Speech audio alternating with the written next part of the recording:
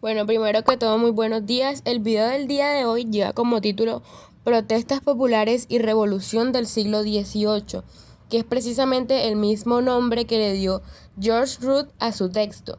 Este video está liderado por Jacira Acuña, Nelson Barragán, Jorge Barreto, Angélica Batalla y mi persona Marlene Cortés.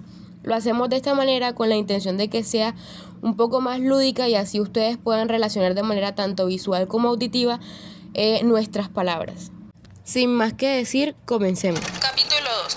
Sociedad y conflicto en Londres y París en el siglo XVIII. La población parisina para el año 1700 contaba con 500.000 habitantes y para el año 1789 se lograba un estimado de 524.000.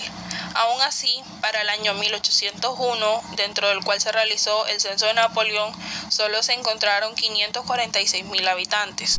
La sociedad parisina estaba dividida en tres grupos de la parte alta: los grandes, los ricos y la clase media. Los grandes estaban en lo más alto de la jerarquía y entre ellos estaba la nobleza y el clero.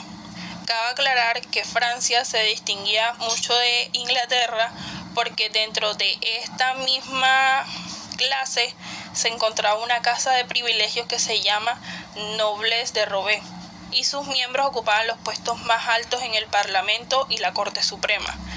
También los altos cargos administrativos, financieros y judiciales, y solamente ellos tenían derecho a actuar en asuntos políticos. Dentro de la clase de los ricos, en París estaban los gens de finance, los grandes banqueros, los negociantes y los recaudadores de impuestos.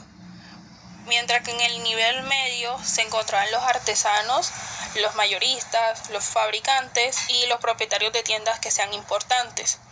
Aún así, las personas que estaban en profesiones como lo son la medicina, abogados y poetas tenían más relevancia social y económica en París que en Inglaterra. La población de Londres para el año 1600 contaba con 200.000 habitantes y para el año 1750 la cifra llegaba a los 575.000. Aún así, para el año 1801 Londres llegaba a los 900.000 habitantes. La sociedad inglesa estaba también distribuida en tres grandes grupos de la clase alta: los grandes, los ricos y la clase media. Dentro de los grandes de la sociedad inglesa estaba la nobleza, el clero y la pequeña nobleza provinciana, que aquí se les conocía como gentries. En la clase rica estaban los banqueros, pues los grandes tenedores de deudas del Estado, los directores y administradores de las principales compañías de seguros y comercios marítimos, tomando en cuenta que Londres en esos momentos poseía el mayor puerto, pues dentro de este se descargaban millones de toneladas anualmente. Y en el nivel medio se encontraban los artesanos, que eran propietarios de sus talleres, los mayoristas, los fabricantes y los propietarios de tiendas que fueran importantes. Cabe aclarar que estas profesiones tenían mayor valor en Londres que en París. Y por último, podemos hablar de una gran diferencia y ventaja que tenía Londres sobre París, y era dentro de lo que es cultura, arte y debates intelectuales. Y un ejemplo de ello es que antes de la Revolución Francesa, París solo contaba con 35 periódicos y diarios, mientras que Londres contaba con 160. Aún así, después de la Revolución no se pudo equilibrar completamente la balanza, puesto que en París habían solo 168 periódicos y en Londres ya se alcanzaban los 205.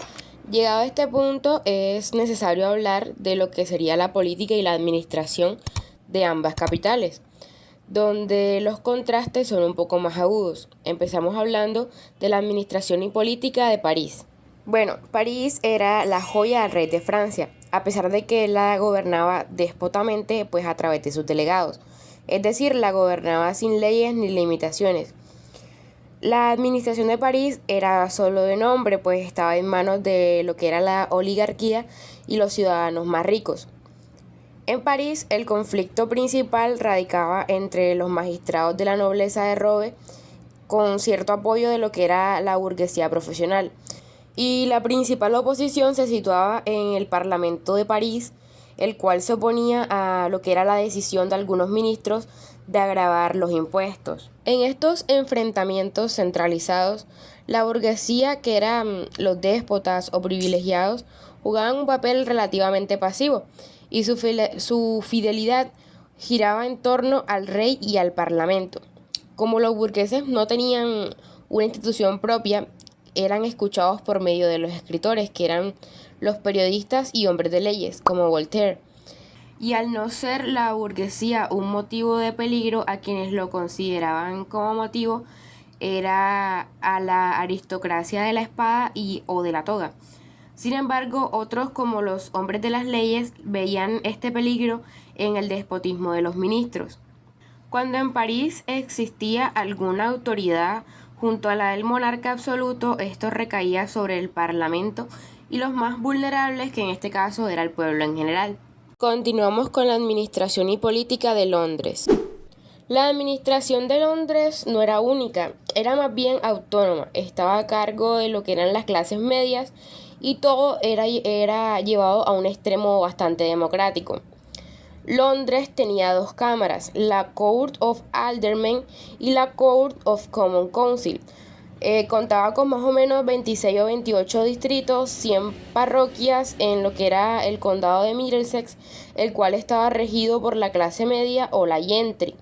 Todo esto en 1768, cuando John Wilkes fue elegido como uno de sus dos representantes de la tendencia radical. Solo la ciudad de Westminster mantenía la administración de carácter aristocrático.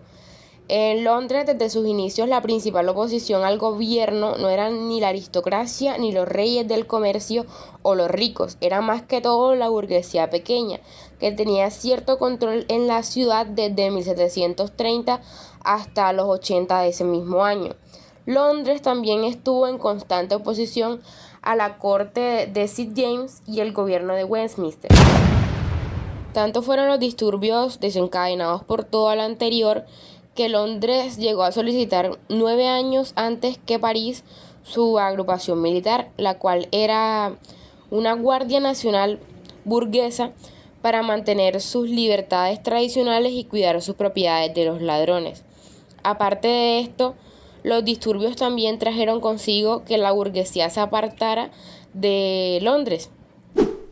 Luego de todos estos disturbios, los que antes habían estado en oposición al rey por medio siglo salieron al nuevo partido del rey, y en simultáneo a esto se independizaba la burguesía de París en oposición a la corte y a las clases privilegiadas.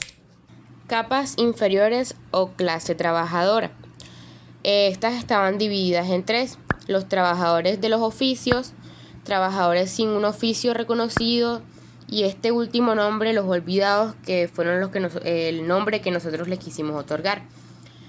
Los trabajadores sin oficio eran los tenderos, artesanos, que giraban en torno como a 150.000 y 100.000 tanto en Londres como en París. Trabajadores sin un oficio reconocido, donde anteriormente eran conocidos como el populacho, eran los cobradores del transporte, barqueros, gente del transporte fluvial, jornaleros y criadas. Y por último, los olvidados, que eran alrededor de 100.000 a 120.000 en ambas ciudades. Esta era la última y más baja de todas, donde estaban mendigos, vagabundos, pobres, desamparados, gente sin hogar o con un empleo intermitente, prostitutas, costureras, mujeres del trabajo doméstico y criminales. Todos estos eran rechazados por los demás a su alrededor. Algo importante a destacar es que en ambas ciudades ninguna tenían espacios o zonas para lo que era la clase obrera.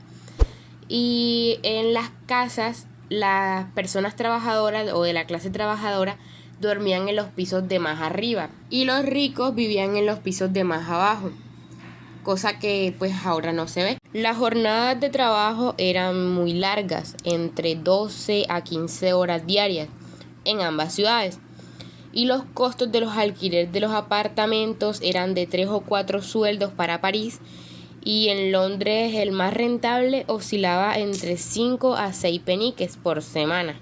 En ninguna de las dos ciudades se considera a los artesanos como parte de la comunidad política. Sin embargo, En Londres habían ciertas excepciones, a diferencia de París, que no contaba con ninguna excepción. Con todo esto, la clase trabajadora se rebeló, haciendo huelgas y disturbios ante las injusticias, causando así malas cosechas, escasez de los alimentos y el aumento de los precios.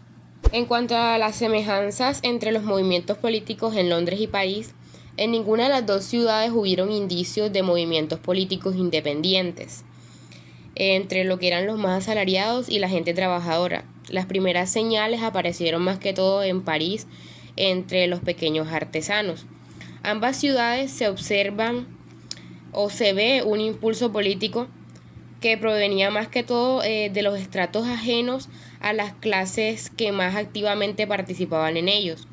Y en cuanto a la revolución, es evidente que esta equilibró la balanza, aunque podemos hablar de que los londinenses mantuvieron un grado de independencia que los parisinos no alcanzaron ni con su revolución hasta los años 30 del siglo XIX.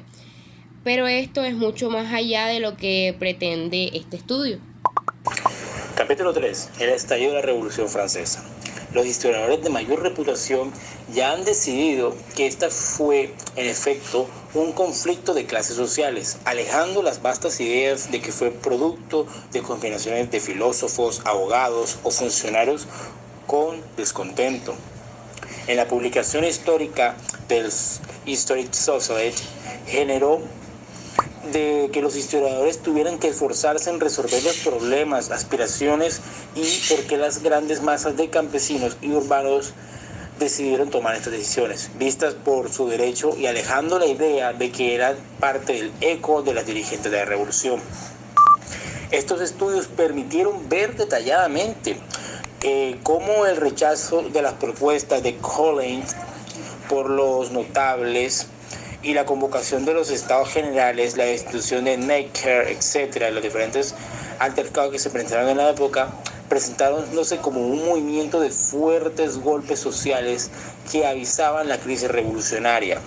Para nadie podemos ver cómo los orígenes de las grandes revoluciones fueron desplegadas gradualmente por crisis mucho menores, como la revolución mobiliaria, la revolución burguesa y la revolución popular. Esta última es muy útil y bastante real, puesto que tiende a dar importancia secundaria a las intervenciones de las masas y no se queda muestra de que la crisis de la revolución van intensificando y acelerando mediante el proceso, dando así el origen a lo que fue el antiguo régimen y antecediéndose a muchos años en las actividades revolucionarias de la burguesía.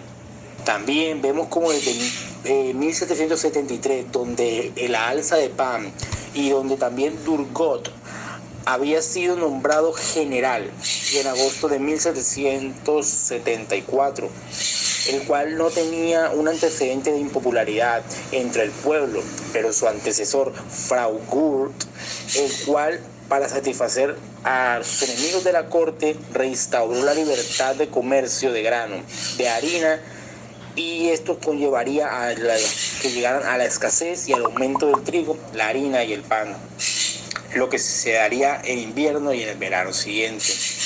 Grandes agitadores como lo fue Bourget, Bigot, Tourt, Net y Reindet iniciaron la serie de disturbios conocidos como la Guerra de Freiherz, cuyo centro fue en París y las provincias adyacentes, tomando poder en el mercado, llegando a fijar el precio de estos productos, siendo un movimiento espontáneo, producto de lo que fue el hambre y la escasez de la época. Estos comenzarían con grandes altercados y así comenzarían también los movimientos anticléricos, donde Hertie registra que en 1783 y 1789 tendrían lo que sería una restricción a las anteriores hostilidades contra lo que serían los jesuitas en los años 20 y contra los arzobispos, como pasaría en 1752 en París. Cabe observar y declarar que en Francia, en el siglo XVIII, como también en Inglaterra, Las oleadas de huelgas coinciden habitualmente en periodos donde el precio ya estaba estable, donde también se pedía que la jornada de trabajo fuera de 14 horas y donde en 1783 se obtendría la gran escala de los trabajadores en la construcción contra la congelación de los salarios y los impuestos expuestos por los patrones. Tal así que en 1783 se daría la revolución mobiliaria, donde el inicio de la crisis revolucionaria se comenzaría en 1782 hasta lo que sería 1789. Esto debido al déficit, obligando al gobierno a convocar una asamblea de notables. Aquí es donde también entrarían muchos altercados y donde el parlamento volvería y aceptaría que se convocara un estado general. Pero en noviembre se interrumpirían lo que serían estas negociaciones, puesto que la caída del duque de Orléans y las dos cancilleres fueron desterrados de lo que sería en el momento París, y hasta 1788 el Parlamento haría público en ese momento una declaración que condenaba el sistema de gobierno de arbitrario, donde el gobierno con la ayuda del ejército los obligaría a arrodillarse en el Palais, donde el ejército pediría a los parlamentarios que entregaran los cabecillas, los cuales ya serían juzgados por lo que sería la justicia real. Causas del conflicto. Las causas del conflicto venían desde el antiguo régimen. El comercio colonial, el precio de las tierras y los lujos habían aumentado a lo largo del tiempo, y la inversión del capital y la expansión de las manufacturas se veían limitadas por corporaciones con facilidades o privilegios, por los propietarios feudales y por el gobierno. Aunque este no era el problema principal, pues lo que llevó al enfrentamiento de la burguesía y los estamentos es la representación y el voto de los estados generales. Uno de los principales factores de la revolución fue la crisis que sucedió en el invierno de 1788 y 1789. La cosecha había sido mala y la región de París se vio afectada por una tormenta de granizo, seguido de un invierno riguroso que dejó desempleadas aproximadamente 80.000 personas, y estas se trasladaron desde el campo hacia la ciudad. Un ejemplo del alza en los alimentos es la de la hogaza de pan, que pasó de costar aproximadamente 9 sueldos a costar 14 sueldos. También sucedió una crisis industrial agravada por el tratado de comercial con Inglaterra y la crisis agraria, que dejó a miles de trabajadores sin empleos en los centros de textiles. El movimiento popular esta vez tuvo lo que necesitaba para hacerse notar: una perseverancia, pues no cesó hasta producirse un estallido revolucionario, y también tuvo fines políticos y económicos, y unió a los asalariados contra los monopolistas. Una lección que nos deja la Revolución Francesa es que el movimiento popular, para poder triunfar, necesitó un aliado, la burguesía, y esta burguesía también necesitó del movimiento popular para poder acabar con las relaciones feudales. La caída de la Bastilla. El 14 de julio de 1789, en París, Francia, ocurrió un suceso muy importante, y fue la caída de la Bastilla. ¿Qué era la Bastilla? La Bastilla era una fortificación que fue construida por Carlos V en el siglo XIV como fortaleza para la defensa de las vías de acceso a la capital del este. Esta, pues, 400 años más tarde todavía estaba en pie. Tenía 8 torres y muros de 25 metros. Esta era un símbolo representativo del despotismo y la monarquía absoluta francesa, por lo que su toma por parte de los civiles parisinos significó el comienzo del republicanismo sobre dicha monarquía. Una de las causas de este suceso fue que durante el reinado de Luis XVI, Francia quejaba una crisis financiera. El invierno de 1788 y 1789, la escasez y la carestía fueron el estímulo inicial del movimiento popular.